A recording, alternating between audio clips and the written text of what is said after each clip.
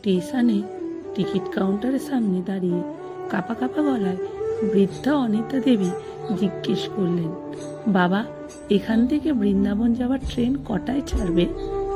বেলা 1:30, মাসিমা।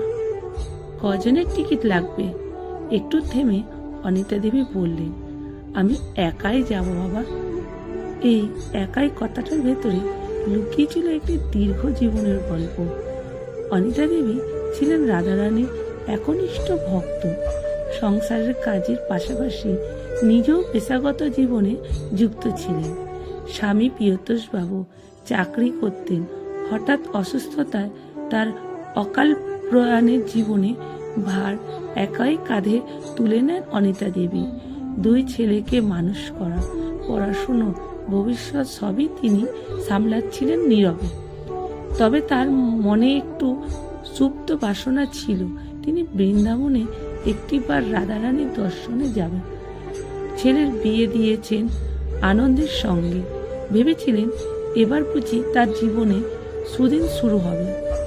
নাতি নাতনি, বৌমা, সংসার সব মিলিয়ে রাধারানীর নাম করে বাকি জীবনটা কাটিয়ে দেবেন। কিন্তু বাস্তবতাটা অন্যরকম ছিল।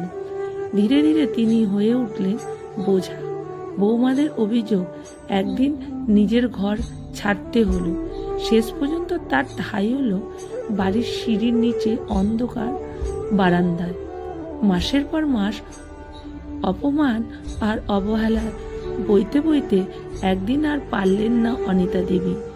যাদের জন্য জীবনে উৎসর্গ করেছিলেন তাদের কাছে তিনি আজ অচেনা। তিনি মনে মনে ভাবলেন, অনেক তো সহ্য করলাম, নিজেকে সংসারের জন্য উজাড় করে দিলাম, পরিবর্তে পেলাম অবহেলা। সংসারের দায়িত্ব, জীবনের অর্ধেকের বেশি সময় কেটে গেছে, সেই ইচ্ছেটা আর পূরণ হয়নি। নিজের জমানো সামান্য পুঁজি ও তার শেষ সম্বল রাধারানীর ছবি বুকে নিয়ে সেই বাসনাকে আঁকড়ে ধরে তিনি বেরিয়ে পড়লেন। ট্রেন ধরে মথুরায় নামলেন। বয়স 60 পেরিয়েছে, শরীর দুর্বল, কিন্তু মনের জোর ছিল অটুট। যেন রাধারানীর কৃপায় তাকে পথ দেখিয়েছিল। বৃন্দাবনে এসে তিনি একটি আশ্রমে আশ্রয় নিলেন। পুরোহিতের সঙ্গে কথা বলে জানলেন মন্দিরে রাধা মাধবের সেবা নিযুক্ত হলে থাকা খাওয়া ব্যবস্থা হয়ে যাবে। অনিতা দেবী চোখ ভিজে উঠল। তিনি তো ঠিক এটাই চেয়েছিলেন, রাধারানীর সেবা। শেষ জীবনে রাধারানী তাকে ব্রজবাসী করে নিলেন।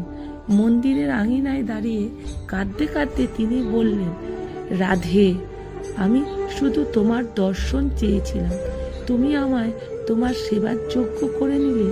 এর চেয়ে বড় সৌভাগ্য আর কি হতে পারে? আজ অনিতা দেবীর জীবনে আর কোনো আফসোস নেই, কোনো দুঃখ নেই।